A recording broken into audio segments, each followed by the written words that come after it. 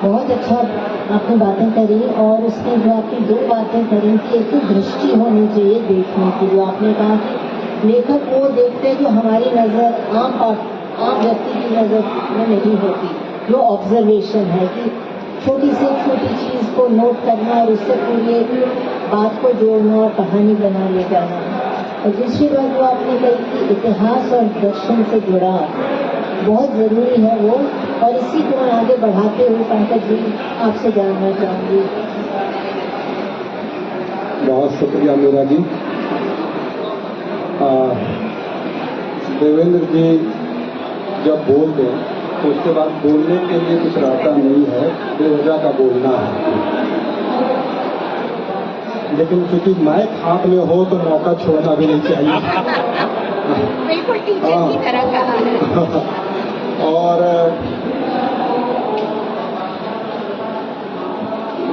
मुझे नहीं पता कि दिल्ली में या शहर में सर घाम को लोग कैसे समझते हैं।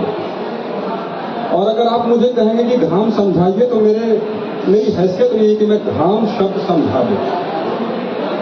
साहित्य में या जीवन में बहुत सारे ऐसे शब्द होते हैं जिसका अर्थ नहीं समझाया जा सकता।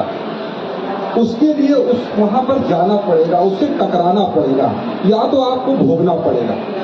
घाम तो तभी आप समझ सकते हैं जब घाम को भोगेंगे, और इसका एक एप्रोप्रिएट समय होता है।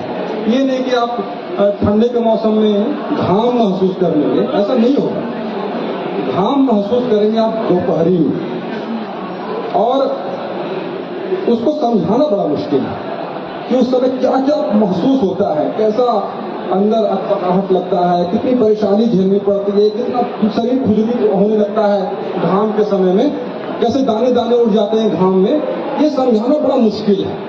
इसके लिए तो जाना पड़ेगा घाम में, तब पता चलेगा। अब सवाल तो इसमें बहुत सारे हैं। देखिए, मुझे नहीं पता कि मेरे देवेंद्र सर कहानी आलोचना के उस्ताद हैं, और मेरा इनके साथ कैसे बना पैनल मुझे नहीं पता।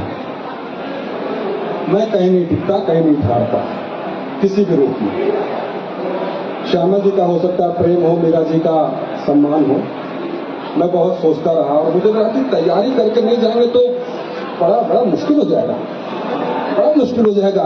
वो बोला इन्होंने, खत्म जब किया इन्होंने अपना वक्तव्य, तो मैं पानी में पी रहा था, तो गला मेरा सुधरा था। बहरहाल फकत 13 कहानी का संग्रह है, 13 कहानियां हैं। मैं सोच रहा था कि श्यामा जी कहानी लिख क्यों रहे, क्या जरूरत है कहानी लिखने की। उपन्यास में तो बड़ा अच्छा चल ही रहे थे, नाम कर रहे थे, बड़ा नाम हो रहा था उपन्यास में। कहानी की तरफ फिर कहानी संग्रह। तो चूंकि मैं इनका संपादक भी हूं, अभी छापा है इनका उपन्यास अंश पाखी में, तो मुझे लग रहा था कि उपन्यास ही लिख देते हैं, नया कहानी क्यों लिख रहे। फिर मैंने कहानी पढ़नी शुरू की, कहानी पढ़ता गया, तो मुझे लगा कि ये श्यामल जी परसेप्शन को तोड़ रहे हैं। हम लोग सबसे ज्यादा जीते हैं परसेप्शन में, परसेप्शन की दुनिया है। आप कैसे हैं मुझे नहीं पता, लेकिन मुझे किसी ने बता दिया कि मीरा जी कैसी है, मैंने अपना परसेप्शन बना लिया। मुझे कोई मतलब नहीं है कि मीरा जी के बारे में मैं जानने की कोशिश करूं, मीरा जी अच्छी है नहीं है, श्यामल जी कैसे हैं, चौबे सर कैसे हैं, हम कोई मतलब नहीं है। मेरे बारे में इनको बता दिया, इनके बारे में मैंने बता दिया, हम लोग एक दूसरे से कट रहे हैं। परसेप्शन बन गया, परसेप्शन को ये तोड़ रहे हैं। आपके घर में कौन आया, आपने एक परसेप्शन बना लिया कि आदमी बगैर काम के कोई कैसे आ सकता है। जरूर कोई ना कोई काम होगा, जरूर कोई ना कोई मतलब होगा, तभी फोन किया होगा। बेवजह कैसे कोई आ जाएगा।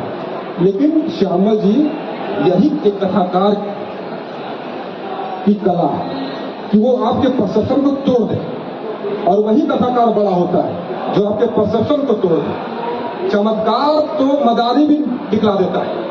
चमत्कार का क्या है, बाहर निकलिए चमत्कार ही चमत्कार है। मेले में घूम लीजिए 25-50 चमत्कार तो आप कोठरी में बांध के चले जाएंगे। रचनाकार का काम चमत्कार दिखाना नहीं है, जो आजकल ज्यादातर रचनाकार कर रहे हैं। मैं जोर से नहीं, धीरे धीरे बोलूंगा ये सब, बहुत पीटेंगे मुझे बाहर निकलेंगे तो, क्योंकि सच में चमत्कार करके समझते हैं कि हम रचनाकार हो गए। चमत्कार करके नहीं होते रचनाकार। आप रचनाकार होते हैं कि आपके मन में जो बात बैठी है उसको हिला दे, उसको दरका दे। अब जो कहानी धाम है, इसमें है कि सक्सेना साहब क्यों आएंगे भाई, एसपी रहे, एक कलर के पास क्यों आएंगे, एक कलर के घर में क्यों आएंगे? जरूर मेरे बेटे के चक्कर में आ रहे हैं, कहीं अपने बेटे को किसी की बेटी से चिपका दे। दिमाग में यह परसेप्शन बन रहा है। लेकिन सक्सेना साहब दूसरे मूड के आदमी हैं, दूसरे तरह से वो सोचते हैं जीवन को। सबके सीने में मूंग गल चुके हैं, सारे बेईमानों के, और अब खुद बेईमानी करेंगे। आप उनके बारे में ऐसा सोच रहे हैं, शर्म से सर झुक जाता है कई बार जब हम अपना एक परसेप्शन बना लेते हैं।